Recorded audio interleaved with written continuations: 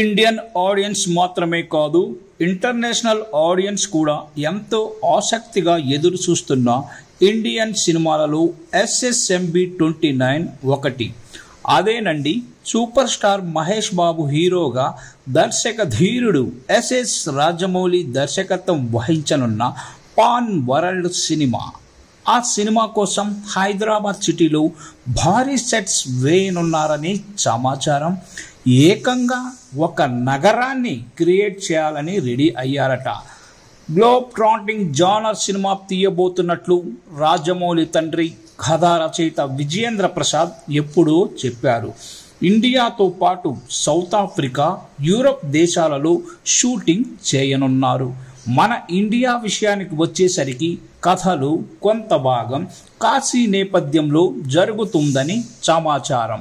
మహేష్ బాబుని కాశీ తీసుకువెళ్ళి షూటింగ్ చేయడం కష్టం కనుక హైదరాబాద్ సిటీలోనే కాశీ క్రియేట్ చేయాలని రాజమౌళి డిసైడ్ అయ్యారని తెలిసింది. కల్కి 2989 AD సినిమా కోసం కాశీని హైదరాబాద్లో సృష్టించారు.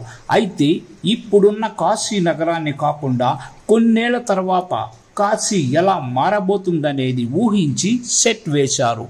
మహేష్ బాబు సినిమా కోసం అలా కాదు, ఇప్పుడు కాశీ నగరం ఎలా ఉందో అటువంటి నగరాన్ని క్రియేట్ చేయబోతున్నారట రాజమౌళి. ముఖ్యంగా వారణాసిలోని మణికర్ణిక ఘాట్ సెట్స్ హైదరాబాదులో వేస్తారని తెలిసింది. హిందువులకు కాశీ నగరం ఎంత పవిత్రమైన నగరం అనేది ప్రత్యేకంగా చెప్పాల్సిన అవసరం లేదు. కాశీలో మహేష్ బాబు సినిమా కథ జరుగుతుందంటే జక్కన్న హిందూ పురాణాలను సైతం టచ్ చేస్తున్నారని ఆశించవచ్చు.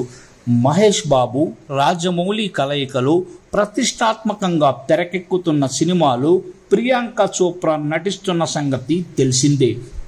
ఇండియన్ సినిమా హిస్టరీలో ఇప్పటి వరకు ఏ హీరోయిన్ అందుకోనంత రెమ్యునరేషన్ ఆవిడ తీసుకోబోతున్నారని సమాచారం.